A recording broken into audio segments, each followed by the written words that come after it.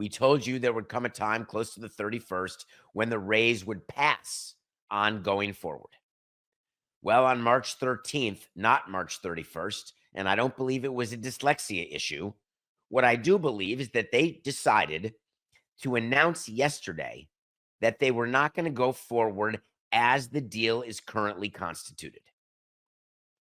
Stu Sternberg followed a playbook where he called the mayor before going public, before releasing something to the press that said, hey, mayor, we are not going to do this deal the way we've told you we weren't going to do this deal, the way we've been at the table with you since the hurricane, talking about fixing the trop, talking about understanding the gap that exists. We're not going to sign and go forward with our responsibilities for the signed deal that we have. So then they did a press release. And what struck me about the press release is that there was no understanding that there needed to be some sort of explanation. Instead, what the Tampa Bay Rays decided to do in their press release was to talk about the hurricane. They started their press release by saying opening day's coming, by saying we're playing at Steinbrenner Field. It's going to be intimate. It's going to be amazing.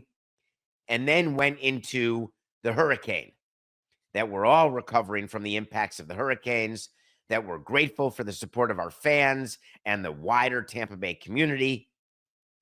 And then in paragraph 3 of a 2-page release, this was the money paragraph. After careful deliberation, we have concluded we cannot move forward with the new ballpark and development project at this moment.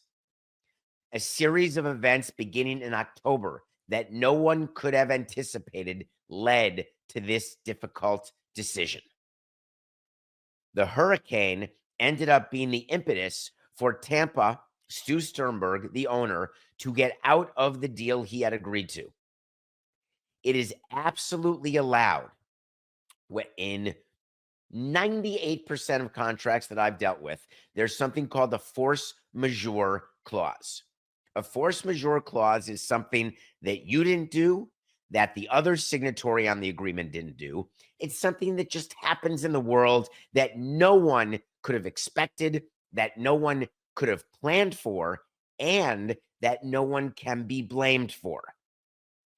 When you invoke a force majeure clause in a legal document, basically, for all intents and purposes for this non-law school class, that means the agreement is done and you are not on the line either for specific performance, which is one of the remedies for a contract dispute where one side is forced to fulfill the obligations inside that contract. If it's force majeure, there's no specific performance. Hey, you've got to do that. In addition, there's no damages. When there is a force majeure clause that's invoked, one side does not have to pay damages to the other side for the contract disappearing. While I haven't looked at the Tampa Bay agreements, though they are publicly available, and I acknowledge that I haven't, I'll bet you $1 to a donut that inside those agreements is this force majeure clause that allows Tampa, Stu Sternberg, to back away from the deal. But then in the press release, they went further. They wanted you to know, quote, our commitment to the vitality and success of the Rays organization is unwavering. Irrelevant. Don't know why it's in there. We continue to focus on finding a ballpark solution that serves the best interests of our region, MLB, and our organization. A brilliant press conference move. You remember that I've told you that the order in which you put words in a press release is critical and it is planned. Stu Sternberg did it right. He's saying that they are focusing on finding a ballpark solution for 3 stakeholders. And let's put them in the order that the fans want to hear. Our region.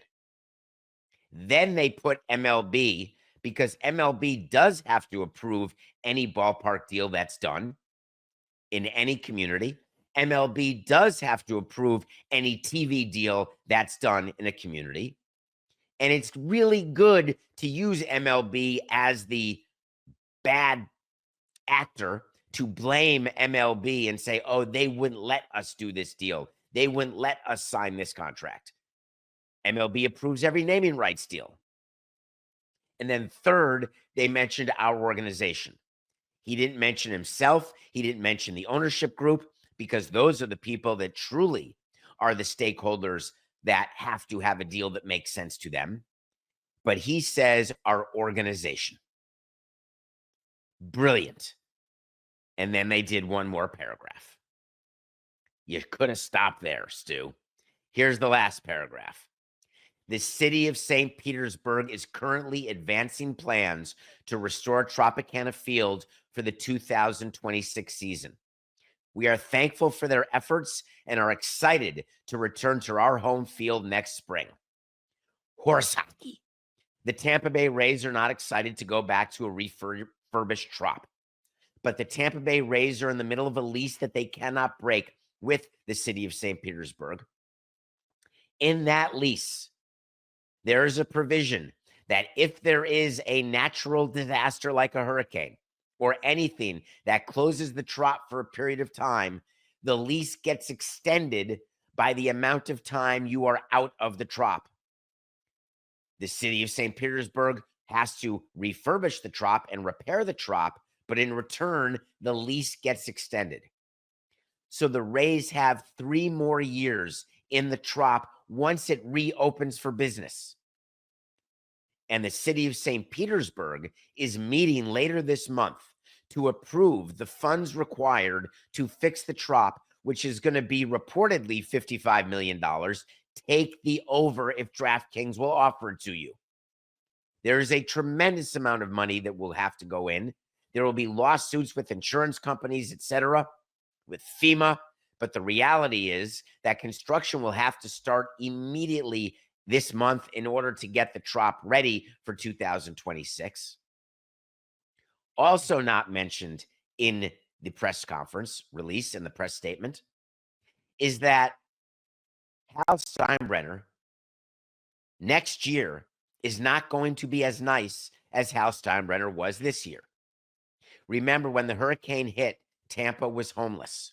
Hal Steinbrenner stepped up and said, come into my home. Play your games at Steinbrenner Field. We'll move our minor league team to the backfields for a season. We will let you operate the ballpark. We will get paid our expenses by MLB. We will be no worse off financially, but it's a 1-year deal. Hal Steinbrenner does not want the Tampa Bay Rays playing at Steinbrenner Field in 2026. Stu Sternberg knows that he needs a place to play in 2026, or else he could lose his franchise. So Stu Sternberg, in a press release, wanted to give flowers to the city of St. Petersburg, who despises him, who you heard the mayor say, I won't work with this person anymore. The bridge is burnt. But what Tampa is focused on, the Rays, is that they've got to get the city of St. Petersburg to approve the money to repair and get it going. It is a step. Why do I say that? Why am I not willing to take a win on a wait to see? Why is it that I tell you that the Rays are done with St. Petersburg and that they're now going to play in Tampa, or they're going to be sold, or they're going to relocate? It's not because Matt Silverman, the co-president, went on radio yesterday, and with all that was going on, the big headline that he wanted to create was, the Tampa Bay Rays are not for sale. Irrelevant. As I tweeted at David P. Samson, everything's for sale. And side note, the Tampa Bay Rays have been to sale, have 4869. Side note, the Tampa Bay Rays have been for sale for as long as I can remember, along with just about every other franchise that exists in all of sports. The problem is that Stu Sternberg has not gotten the number that he wants for his franchise.